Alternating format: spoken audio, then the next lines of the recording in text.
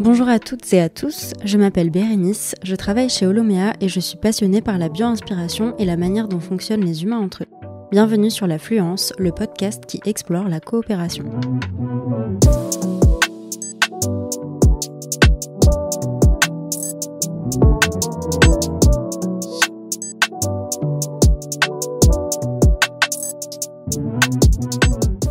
Aujourd'hui, je suis avec David Viala, ingénieur agronome et cofondateur de l'Oasis Citadine à Montpellier, une ferme collective urbaine à visée pédagogique. C'est un lieu convivial qui donne l'accès à des savoirs partagés autour de la permaculture, de l'agroécologie et qui permet aussi de se reconnecter au vivant et de valoriser la biodiversité locale. Avant de lancer l'Oasis, il y a maintenant plus de 6 ans, David a travaillé pour de grandes entreprises agroalimentaires comme Danone, Pernod Ricard. C'est sa quête de sens qui l'a poussé à tout quitter pour partir se former à la permaculture en Australie, puis à créer l'Oasis. Pour cet épisode, je retrouve David en extérieur, sous la paillote qui se trouve au cœur du jardin.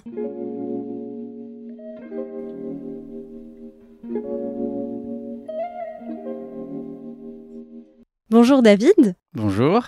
Bienvenue sur le podcast La Fluence. Merci. Alors aujourd'hui, tu vas nous parler de ton projet l'Oasis Citadine qui est situé à Montpellier.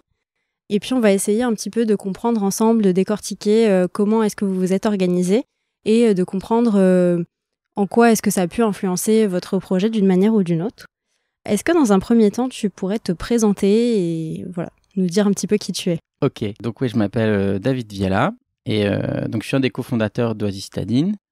Avant ça, j'ai fait une formation d'ingénieur en agronomie et voilà, après un parcours un peu dans l'agroalimentaire où je faisais des métiers qui m'intéressaient, mais j'avais du mal à trouver le sens et la finalité de ce que je produisais derrière. J'ai décidé de partir voyager, notamment en Australie, pour me former à la permaculture. Du coup, en revenant en France, j'avais envie de pouvoir transmettre ça. Et donc, du coup, j'ai choisi la ville de Montpellier, parce qu'à l'origine, je suis plutôt de la région parisienne. Et j'ai rencontré les 3 autres personnes avec qui on a créé le lieu. Très rapidement, en fait, on a eu l'opportunité du terrain sur lequel on est, après la rencontre avec les propriétaires. Et l'aventure, l'association, tout s'est créé très rapidement. Et en 2-3 mois, on ouvrait le lieu au public. Tu nous parles du coup d'un lieu, on a cité l'Oasis Citadine. Est-ce que tu peux nous expliquer ce que c'est, quoi ça ressemble, voilà tout ça? Alors effectivement, l'Oasis Citadine, alors comme son nom l'indique peut-être, c'est un peu un havre de biodiversité au milieu de la ville qui permet justement aux citadins, aux urbains de pouvoir venir se ressourcer, de pouvoir apprendre aussi plein de choses.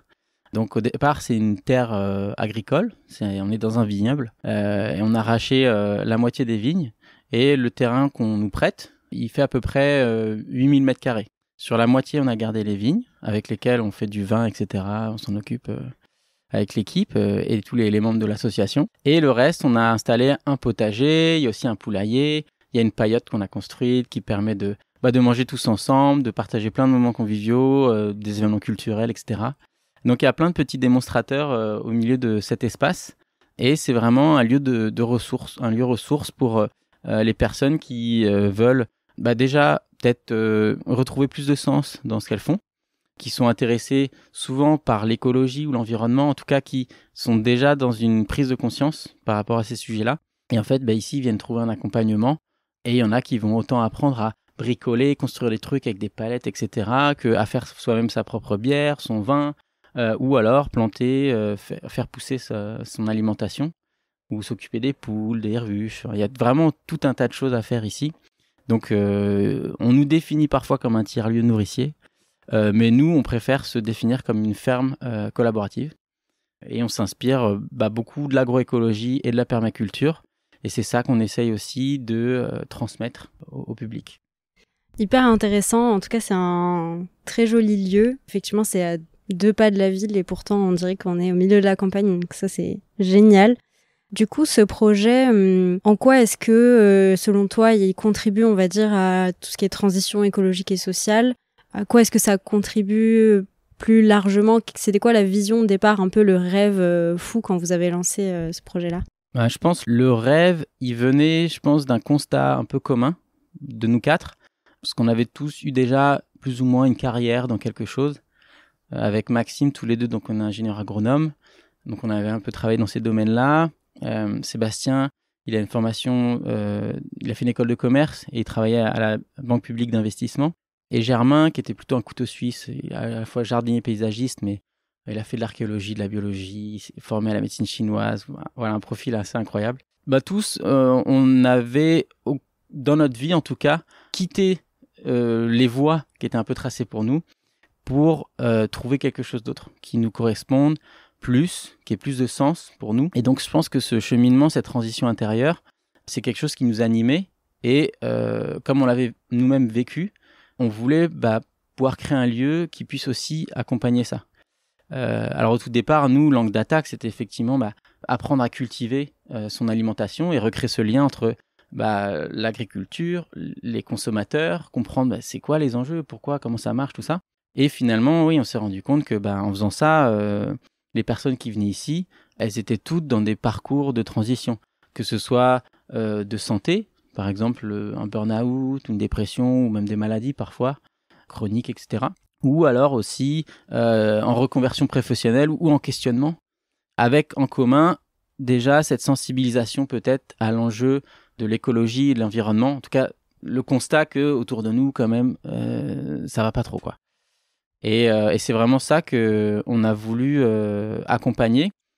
Au départ, on savait pas trop comment le faire, en fait, parce qu'on n'a aucune formation dans le social ou quoi que ce soit. Voilà. Nous, c'était vraiment purement technique, et puis surtout d'y aller à l'envie. On fait les choses ensemble, on construit un truc, et là, les gens venaient avec nous, ils mettaient les mains dans la terre, et ils prenaient une pioche, etc. Et ils voyaient directement le résultat de leur travail, quoi. Et le lieu s'est co-construit comme ça, finalement. Et c'est vrai que ça a donné un collectif avec des personnes qui, au bout d'un moment, se sont envolées aussi, ont créé des nouveaux lieux ailleurs ou se sont reconvertis, etc. Donc, cet aspect, on ne l'avait pas forcément complètement envisagé au départ, mais c'est vraiment ce qui s'est produit. Et aussi, en faisant ça, on a créé beaucoup de liens sociaux. Finalement, ce champ des possibles, où on peut apprendre à faire plein de trucs, on se rend compte que les gens qui viennent, ils viennent peut-être pour une chose qui les attire. Ah, je sais pas jardiner, mais j'aimerais bien apprendre.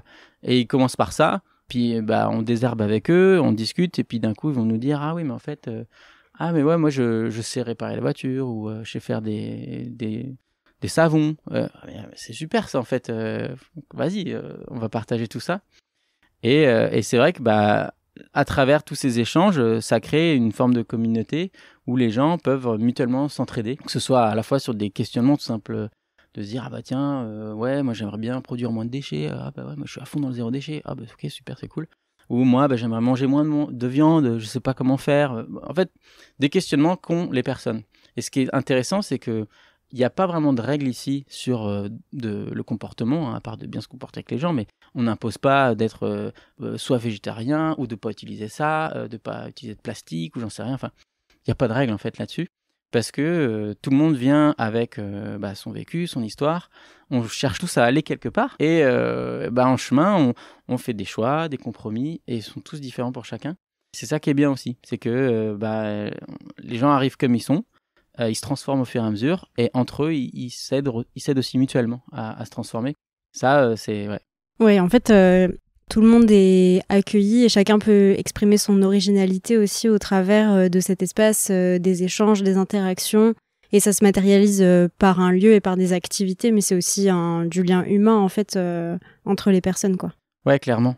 Et je pense que ça, c'était peut-être un des aspects qu'on avait le moins anticipé. Clairement, en pleine ville, la plupart des gens ne se connaissent pas. Oui. Alors que c'est un tissu très dense, il y a beaucoup de monde en fait, mais il y a peu de liens. La plupart des gens ne connaissent pas leurs voisins parce qu'ils n'en ont pas besoin. On vit dans une surabondance énergétique, de moyens, de tout, etc. Ce qui fait que on n'a pas besoin des autres. Et ici, on a créé un lieu à partir de rien, avec très peu de moyens, et finalement, ça force l'entraide.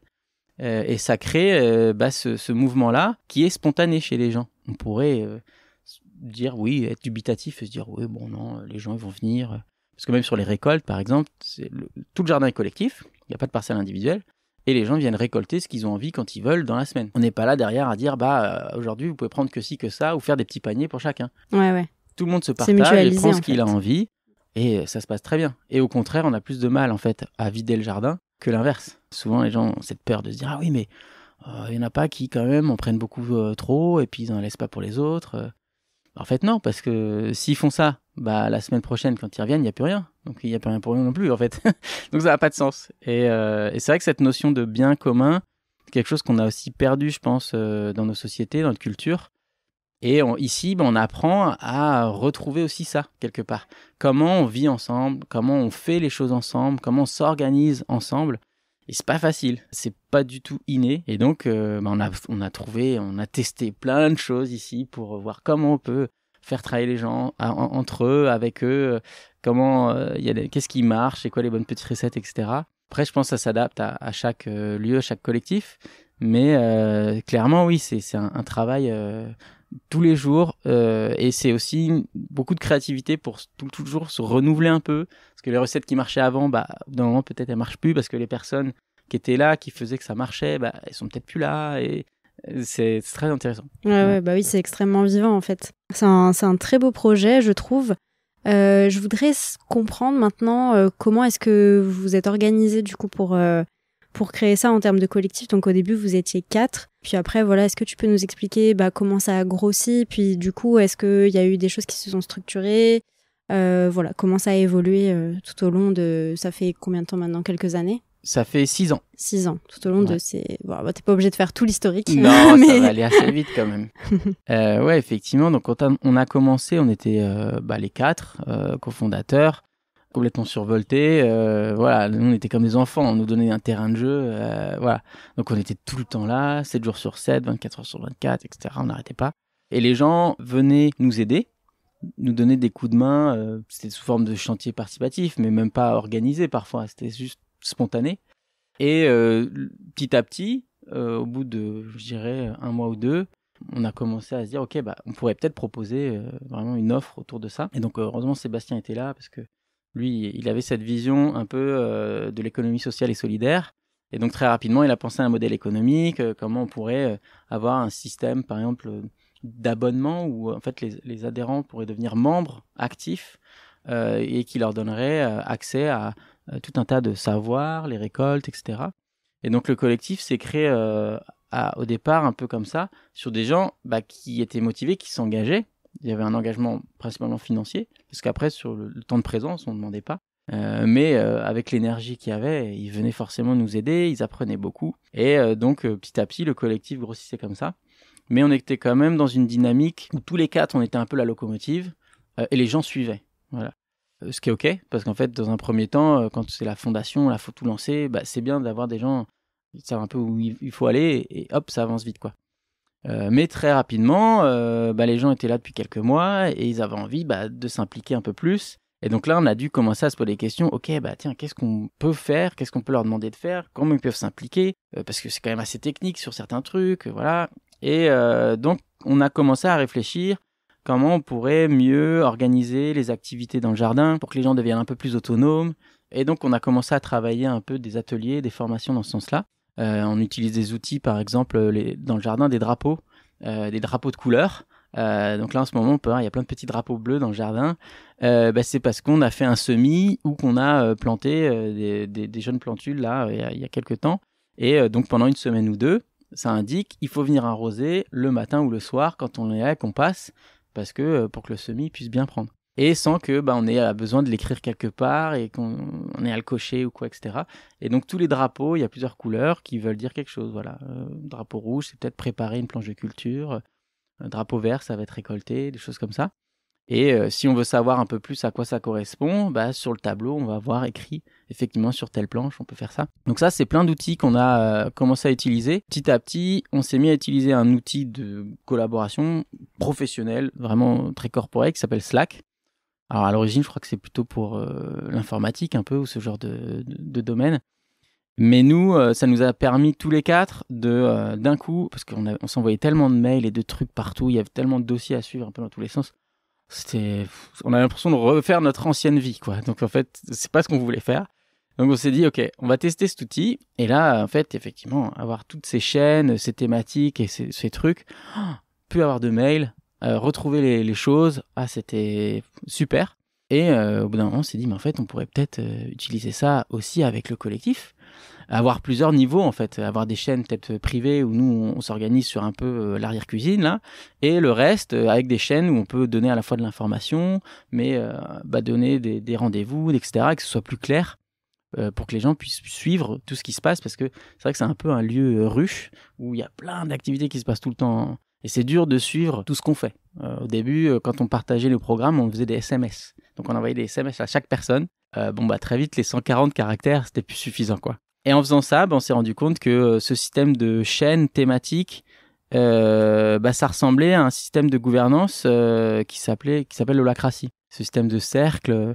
Et on s'est dit, mais en fait, peut-être que, parce que de façon organique, on fonctionnait un peu comme ça, on s'est dit, on pourrait s'inspirer de ce modèle-là qui permettrait à la fois de fonctionner de façon un peu plus autonome, indépendante sur chacun des domaines, parce que comme on touche à plein d'activités différentes, tout le collectif n'a pas besoin de statuer sur telle recette de bière qu'on va faire cette semaine ou qu'est-ce qu'on va mettre dans le jardin à tel endroit. Et donc, on a commencé à faire des chaînes thématiques comme ça. Ce qui était intéressant pour nous, c'est que s'il y avait des activités qui disparaissaient parce qu'il n'y avait plus de personnes motivées ou que c'était pas forcément intéressant, c'est pas grave, en fait, ce cercle peut disparaître et être réactivé quand on veut.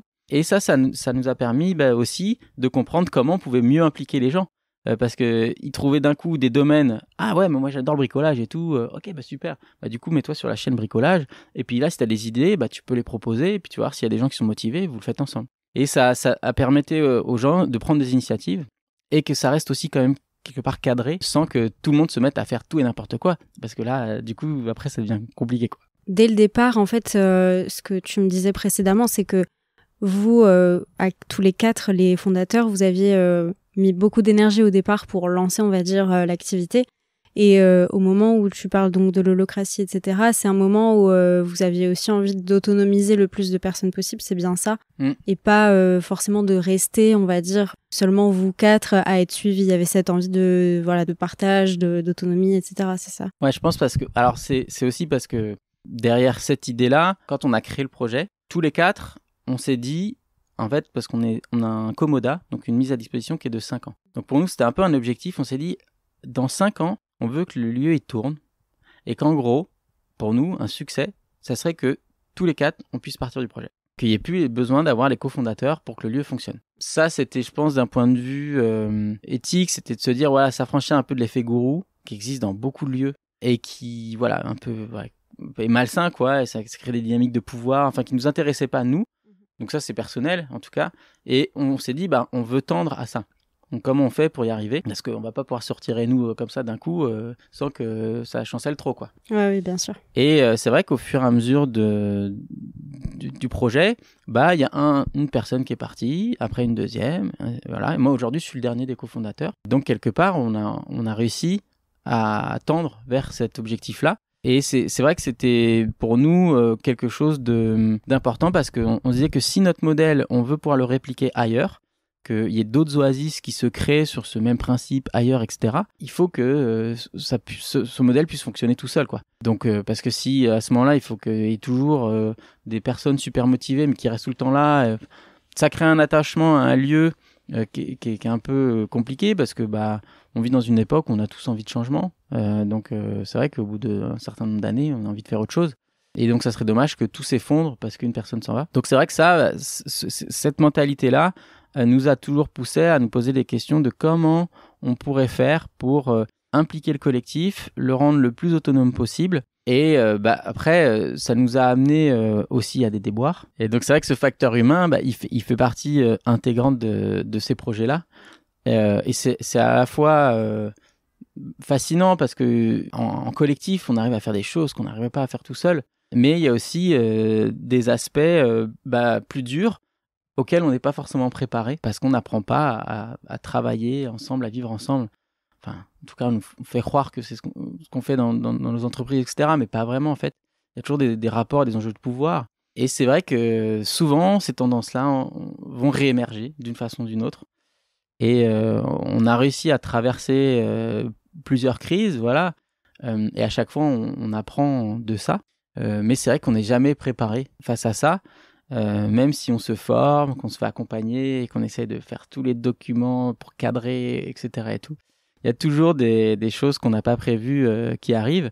Et c'est vrai que c'est intéressant. C'est vraiment les moments où on est confronté à la solidité de ce qu'on a construit. Et est-ce que tu peux nous raconter une des crises ou une des difficultés et surtout, qu'est-ce qui a fait que vous vous en êtes rendu compte? Comment vous avez réussi peut-être à en sortir? Et peut-être si tu as des apprentissages à tirer de ça, qu'est-ce que ça a permis par la suite? Il y a eu deux grosses crises quand même.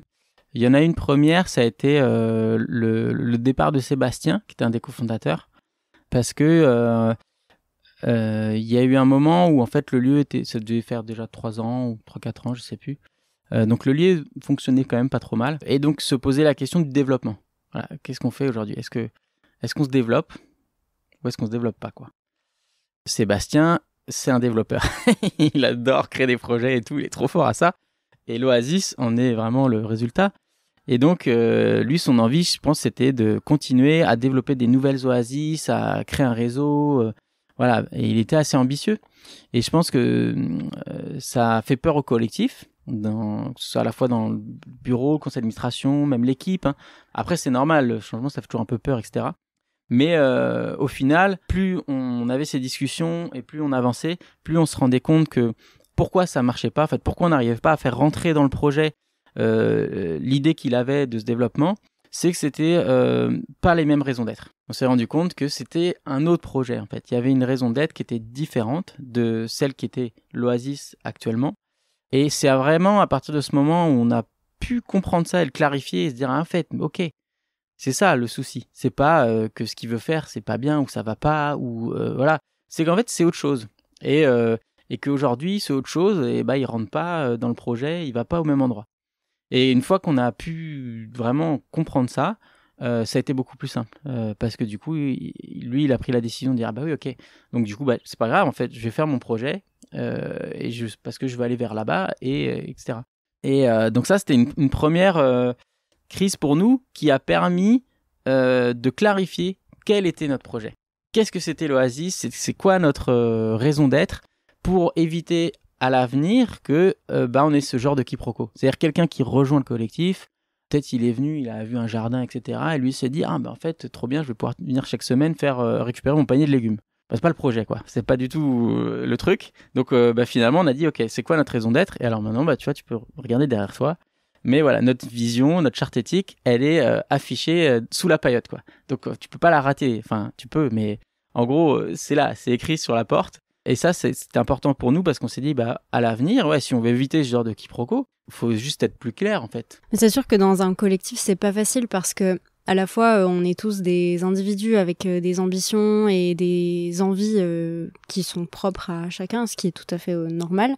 Et à la fois, quand on forme un collectif, c'est pas juste pour le plaisir de se retrouver, c'est aussi pour faire des choses ensemble.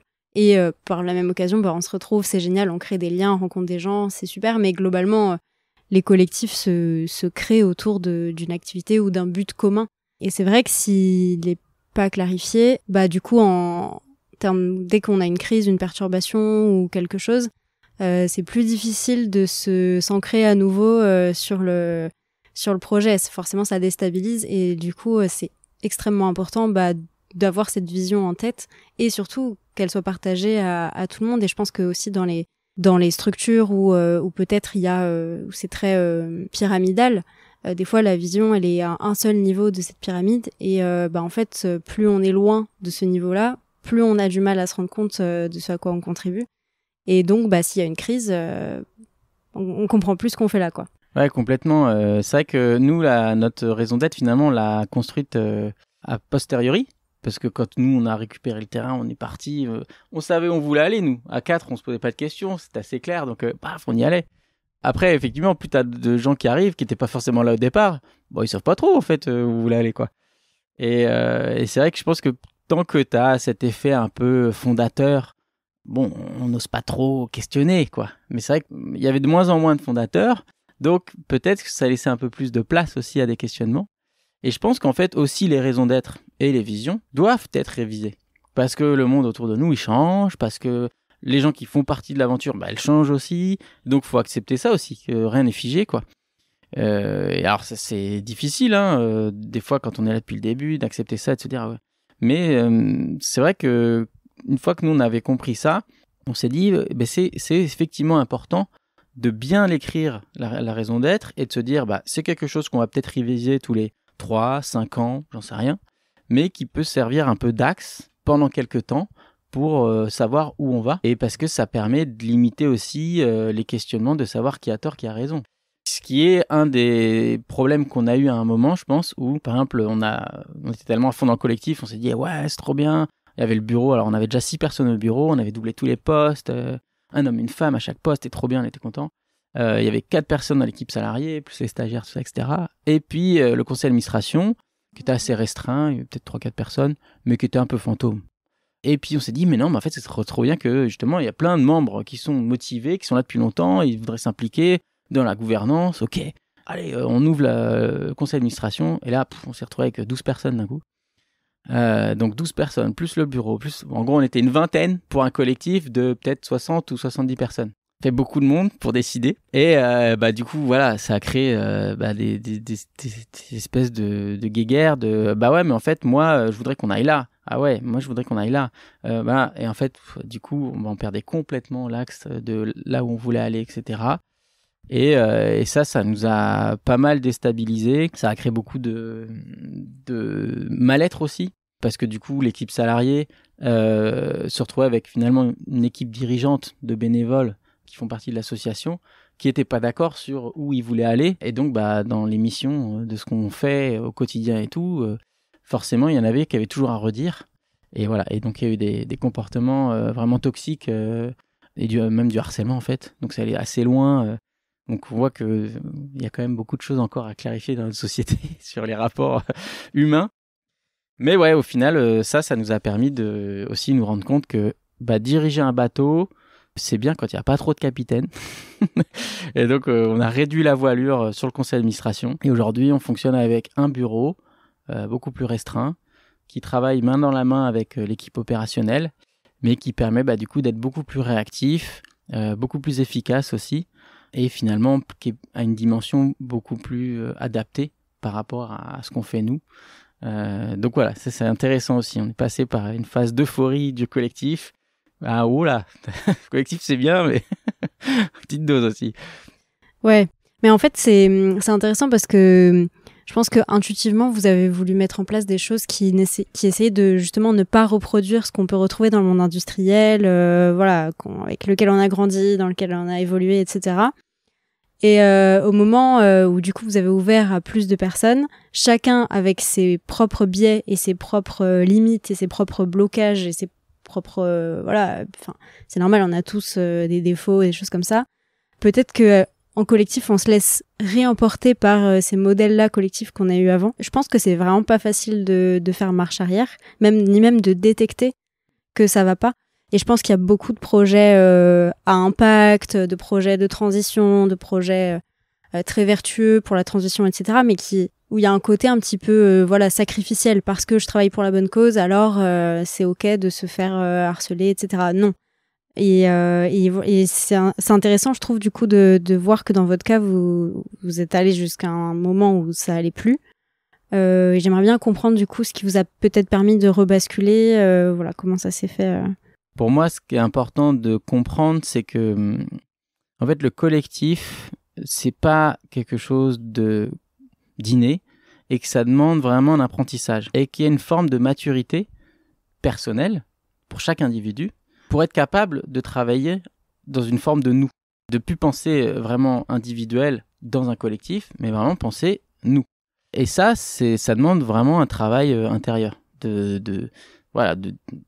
de connaissance de soi, etc., de comment on fonctionne, et aussi de savoir en fait être souverain, parce que ce fonctionnement collectif en nous peut être efficace que si on est souverain. C'est-à-dire, par exemple, on parle au jeu, on est capable de s'exprimer quand il y a quelque chose qui ne va pas. Et ça, c'est des difficultés que beaucoup de personnes peuvent rencontrer. À l'inverse, il y a d'autres personnes qui n'ont aucun problème pour dire ce qui ne va pas, ce qui va machin, etc. Très souvent, c'est ceux qui ne font pas non plus. Donc, ça ne fait pas avancer le schmilblick. Et c'est vrai que quand on a un collectif qui est composé de plein d'individus, avant de pouvoir vraiment parler d'un nous, il faut vraiment que tout le monde puisse être mis à niveau. Et je pense que ça, c'est très long en fait. C'est pas facile à faire. Ça prend du temps soi-même pour s'éduquer à ça et prendre le temps de le faire. Et effectivement, à chaque fois qu'il y a des nouvelles personnes qui arrivent, ça déstabilise aussi en fait le collectif. Et je pense que ça, c'est quelque chose que j'ai compris a posteriori. En me disant, oui, quand on a ouvert le collectif, en fait, ce qu'on a créé, c'est une déstabilisation de quelque chose qui fonctionnait déjà un peu. Et voilà. Mais en plus, c'est long. Enfin, c'est des véritables connaissances en réalité. C'est comme le développement personnel. En fait, sur le collectif, c'est la même chose. C'est pas, enfin, on le fait intuitivement et c'est normal. Mais il y a des véritables connaissances sur le fonctionnement des collectifs. Et donc, comme tu dis, c'est des apprentissages, c'est du temps, c'est long. Et surtout, souvent, en fait, le facteur humain et le facteur collectif, c'est l'angle aveugle. Donc, on le considère même pas. Et donc, c'est aussi pour ça que ça prend beaucoup de temps. Je pense que là, j'ai l'impression que ton analyse avec du recul, elle est bien. Il y a un bon recul qui est pris sur votre fonctionnement collectif et sur comment est-ce que vous avez pu un petit peu, déstabiliser puis peut-être restabiliser derrière. Mais souvent, dans beaucoup d'organisations, on n'en a pas conscience non plus que ça existe en fait. Ouais, après, je pense que nous, notre projet est par nature humain. Parce qu'on est une ferme collaborative, donc avec la collaboration au centre. Mais autant, effectivement, se mettre tous d'accord pour construire une mare ou désherber une planche, en fait, ça va. C'est facile, c'est des petits projets, donc on trouve vite des solutions et voilà. Il n'y a pas trop d'enjeux. Mais dès qu'en fait, il y a des enjeux économiques, des enjeux de ressources humaines, en fait. Parce que c'est ça, en fait, c'est que maintenant, nous, on a 4 salariés dans l'association. Donc forcément, il y a une forme de pression par rapport aux personnes qui vont diriger ce groupe. Donc, il fasse partie du bureau, du conseil d'administration.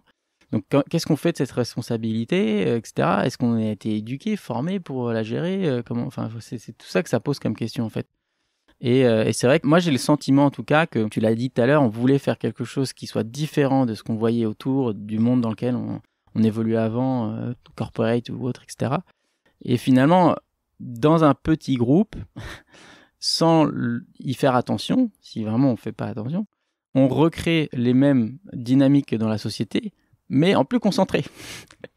Et du coup, je pense que c'est ça qu'on a un peu subi, c'est que il y a des choses qui se faisaient dans le dos, des choses qui n'étaient pas dites, des formes de manipulation, comme il peut y en avoir tout le temps, etc., mais qui, au final, ont donné lieu à de la réelle souffrance parmi des salariés. Et ça, en fait, c'est clairement aux antipodes de ce qu'on voulait faire, quoi. Donc ça, moi, ça a été un gros choc parce que je l'ai vraiment pas vu venir, en fait. Ça s'est fait petit à petit, etc. Et quand vraiment c'est sorti, et c'est sorti notamment parce que une personne qui était concernée a dû carrément écrire une lettre, dire écoutez, en fait là, je subis du harcèlement. Je suis obligé de vous l'écrire en noir sur blanc parce que personne m'entend, j'ai l'impression. Et donc ça a été un peu choquant, en fait, de se dire mais mince, j'étais où ? Qu'est-ce que je faisais à ce moment-là ? C'est vrai qu'on est souvent pris dans nos activités, et comme tu dis, c'est un peu l'angle mort des fois, l'humain. Et peut-être qu'aussi, je pense qu'on n'a pas tous la facilité à partager nos difficultés, nos souffrances, etc.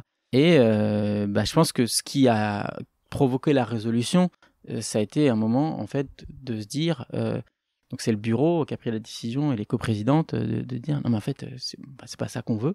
Le projet, c'est pas ça du tout, en fait, on veut pas ça, quoi. Donc on arrête tout. Là, on fait n'importe quoi. Donc, c'est fini. Le conseil d'administration, toutes ces réunions un peu en huis clos, bizarres, on sait pas quoi, on arrête tout ça. En fait, ça n'a aucun sens. On brasse que de l'air, on crée de la souffrance, on arrête tout ça. L'équipe opérationnelle qui est là tous les jours et qui fait fonctionner le lieu, parce que pendant tout ce temps-là, toutes les activités étaient en continuité, les gens étaient accueillis. Pour les membres, en fait, du collectif, à l'extérieur, ils voyaient rien. Il se passait rien, en fait, ça qui est fou. Donc on était vraiment dans une espèce de truc complètement un peu, à deux têtes. Et donc on s'est dit non, c'est pas ça qu'on veut. Faut qu'on revienne à plus de simplicité, des rapports plus simples entre les personnes, et de se dire, finalement, on n'est que dans un magnifique espace qui est un jardin où on veut partager des connaissances et faire des choses ensemble. Tranquille. Et c'est vrai que, on voit que naturellement, on peut avoir tendance à remettre des enjeux là où il ne devrait pas forcément y en avoir. Et voilà, et des dynamiques de pouvoir, de trucs complètement délirants qui peuvent arriver. Voilà. Donc ça, ouais, ça a été une période assez dure pour nous parce que derrière, c'est, je pense, au-delà de la résolution technique en fait du conflit, c'est de se dire, qu'est-ce qu'on fait de cette souffrance, quoi ? Comment on la gère ? Comment on la répare ? Et ça aussi, ça a été un deuxième moment, ça a été de re-regarder tout ça et se dire, qu'est-ce qui s'est passé ? Comment on en est arrivé là ? Comment on fait aujourd'hui pour réparer cette souffrance ? Ça, c'est très difficile. Parce que quand le mal est fait, voilà, c'est compliqué. On ne peut pas dire simplement « Ah, désolé ». Et je pense que nous, ça a été de passer aussi par un moment une fois que le bureau et puis l'équipe, etc., on a vraiment compris quel était le nœud du problème. On a rédigé des documents, par exemple, de résolution de conflits, qu'est-ce qu'on peut faire dans quel cas, c'est quoi. Donc, et ça, on l'a partagé à l'AG, donc à l'Assemblée Générale, qui a lieu une fois par an. Et on a dit les choses, on a expliqué ce qui s'était passé, en fait, que les gens n'avaient pas forcément vu. Et puis, il y a eu aussi une reconnaissance, de se dire, on a merdé, en fait. Pardon, quoi. Désolé que ce soit passé comme ça, et surtout pour les personnes qui en ont souffert, quoi. Même si, c'était déjà trop tard, mais c'est vrai que ça aussi, c'est quelque chose qu'on voit jamais dans les organisations. Comment on répare derrière, parce que on apprend, on ne sait pas toujours tout bien faire, et des fois, il y a des problèmes qui peuvent survenir, etc. Mais ok, d'accord, on peut reconnaître ses torts et tout ça, mais après, qu'est-ce qu'on fait, quoi ? Est-ce que... Mais effectivement, de pouvoir dire pardon, là, on s'est trompé, je pense que c'est un niveau de maturité aussi collective, mais même individuelle, mais d'être dans la reconnaissance et dans la volonté de reconstruire un collectif qui se porte bien après. Et je pense qu'effectivement, comme tu le disais tout à l'heure, dans la nature de ce projet qui est basé sur des gens qui fonctionnent ensemble, c'est essentiel du coup de faire en sorte pour que le projet vive, de cultiver ça. J'aimerais que dans toutes les entreprises, ce soit ça. Et je pense que là, on a perdu dans certains endroits la boussole. Et au lieu de se dire, on est un groupe d'humains et on se rassemble pour vendre tel produit, ça devient le produit. Et en fait, voilà, j'ai l'impression que de se dire, on est des humains, on est tous là pour réaliser le même objectif, contribuer à la même chose. Il y a des endroits où c'est un peu dilué, quoi. Ouais, moi je pense aussi, tu vois, ce que tu dis, ça me fait écho à une chose, c'est qu'ici, il y a un peu une des phrases qu'on dit souvent, c'est que par exemple, si tu as une bonne idée, c'est à toi de la porter. Qui est une façon en fait de responsabiliser les gens par rapport à leurs actions et de ce qu'ils ont envie de faire. Voilà. Parce qu'on peut avoir plein de bonnes idées et les balancer comme ça et dire « Ah, faudrait faire ça !» Oui, il y a qu'à Faucon, ça, il y en a plein. Ok, ici, justement, c'est possible. Si tu as envie de faire quelque chose, tu es super motivé, tu peux le faire. Tu peux demander aux gens, et puis si le projet, il a un super accueil, paf, on t'accompagne et on fait ce truc-là, quoi. Et je pense que c'est un peu ça aussi qu'on a perdu, je pense, dans nos grandes organisations, mais même aussi un peu chez nous, c'est que plus, quelque part, il y a de cadres, de législation, etc. et tout, plus ça déresponsabilise, en fait. Et que dès qu'il y a un problème, on s'en remet à un texte de loi ou un truc comme ça, etc. Et finalement, la responsabilité individuelle des personnes entre elles, on l'oublie, en fait. Alors qu'au départ, très souvent, c'est juste une personne avec une autre. On arriverait à se mettre autour d'une table avec quelqu'un, à discuter des problèmes, hop, à résoudre le conflit, on pourrait repartir sur des bonnes bases très facilement. Est-ce que tu dirais que si on revient maintenant sur les activités opérationnelles, est-ce que le fait d'avoir une organisation telle qu'elle est aujourd'hui, ça a pu améliorer, influencer positivement ou négativement les activités ? Enfin, qu'est-ce que ça a apporté en fait le fait d'être comme ça sur concrètement le projet ? Je pense que déjà, ça a permis de faire plus de choses, je pense. Parce que, au départ, on était 4. Aujourd'hui, on est 4 salariés. Mais si on faisait qu'un 35 heures, et c'est ce qu'on essaye, on tend vraiment, on essaie de tendre vers ces 35 heures. C'est très difficile dans l'associatif, on le sait. Mais parce que pour nous, c'est important de se dire qu'il faut aussi respecter ça. On se rend compte que oui, très vite, on n'a pas le temps de faire tout ce qu'on pourrait faire avec notre association. Et donc, le fait qu'il y ait des relais qui puissent être pris sur certains sujets, sur certains événements, etc. et tout, bah finalement, ça permet au collectif de pouvoir avoir plus d'impact, de faire plus de choses, et en même temps de garder une forme de souplesse. C'est-à-dire que si là, il n'y a plus de personnes pour faire ces choses-là, c'est pas grave, on les fait plus.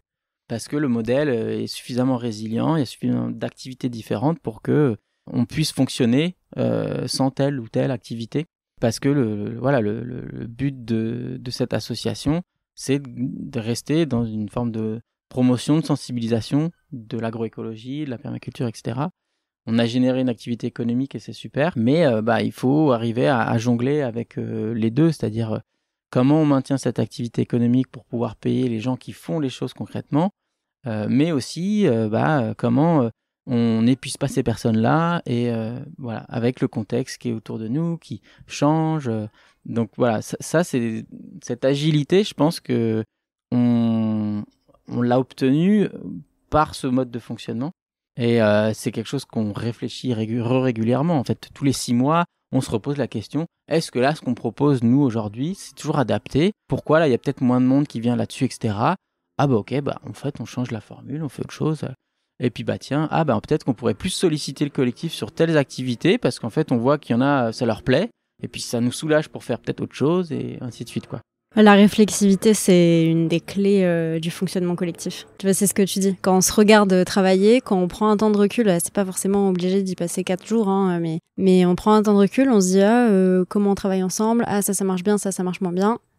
Et bim, résilience, adaptabilité, tout ce que tu viens de citer, je trouve que c'est essentiel.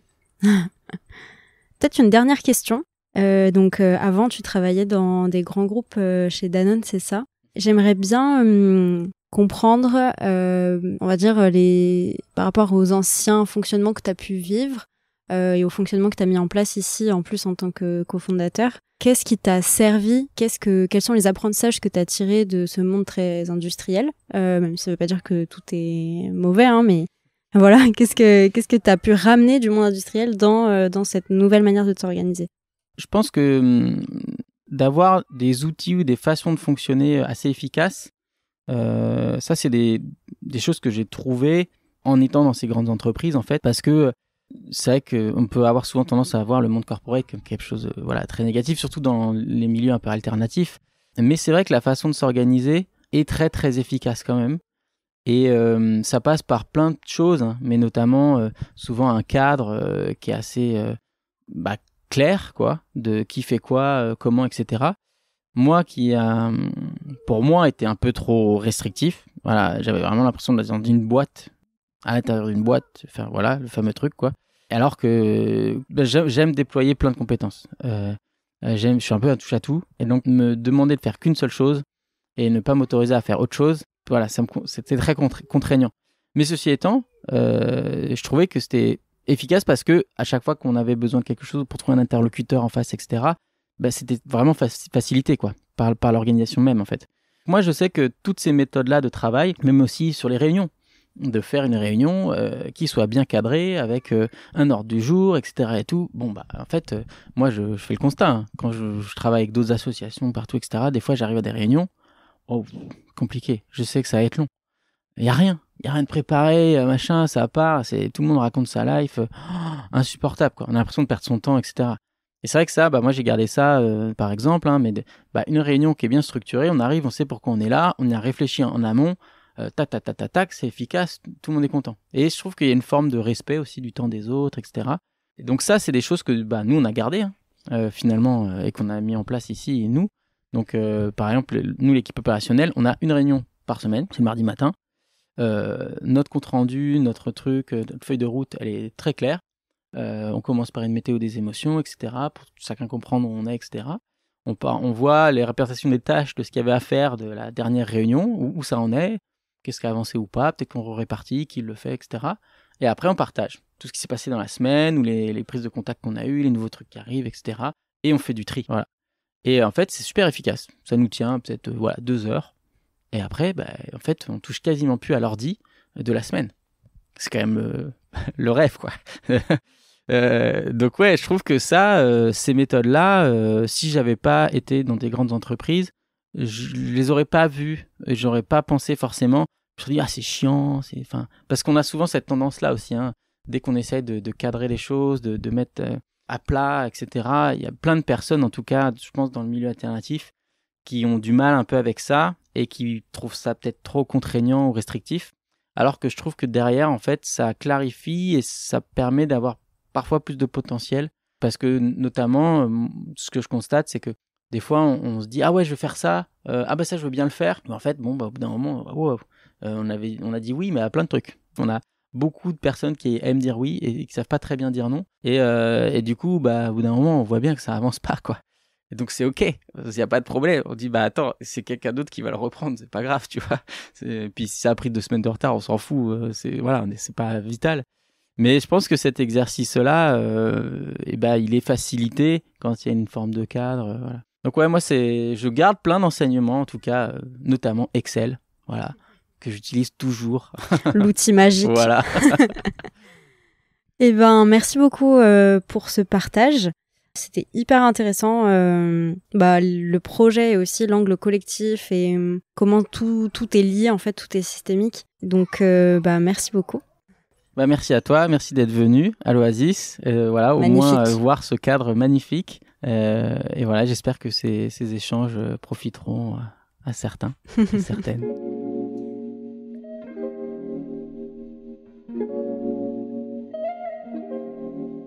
Le collectif de l'Oasis est né de l'envie de diffuser des connaissances sur les pratiques d'agroécologie et de permaculture. Il met en avant chaque individu, ses questionnements, ses envies, ses forces et fait vivre des expériences de partage. Cette envie est un élément central du collectif, à la fois pour se lancer dans de nouvelles activités, mais aussi pour leur maintien. Elles sont organisées par cercles qui rassemblent plusieurs personnes motivées par une idée ou un projet. Si les envies changent ou que le contexte évolue, alors les cercles se modifient. Et cela permet à l'Oasis d'être à la fois résiliente et aussi aux membres du collectif de mettre l'énergie là où leurs envies les dirigent. La coopération est essentielle pour mener des projets complexes de transition. Néanmoins, il y a des conditions qui sont nécessaires à sa mise en place pour qu'elle se concrétise. Plus on implique des personnes dans la prise de décision, dans la gouvernance, etc., plus on va introduire de la perturbation et les biais cognitifs de chacun. Chaque personne reproduit plus ou moins inconsciemment des anciens fonctionnements qui sont ancrés en elle. Et en fonction des personnes et du coup de la présence des conditions de coopération, en fait, on peut dire que chaque collectif a comme un niveau de maturité. Et pour faire évoluer ce niveau de maturité, le but est de changer de comportement collectivement. Et ça, c'est pas quelque chose qui est forcément facile à faire, instinctivement en tout cas. Et en fait, tout comme le développement personnel, le développement de la maturité du collectif, ça demande de la pratique, des connaissances et surtout du temps. Une fois les crises traversées, le fonctionnement collectif de l'Oasis s'est retrouvé renforcé avec la raison d'être qui a été clarifiée et la gouvernance collective qui a été équilibrée. Et cela a permis à l'Oasis de mener plus d'activités, d'être plus résiliente face aux changements de contexte.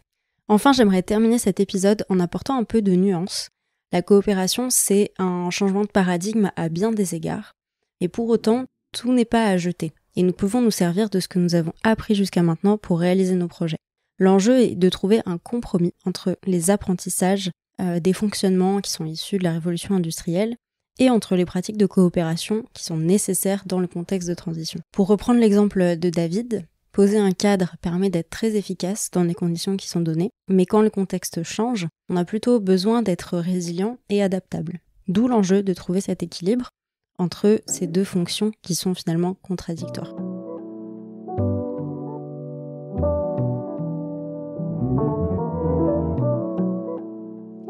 Retrouvez les épisodes de l'Affluence une fois par mois.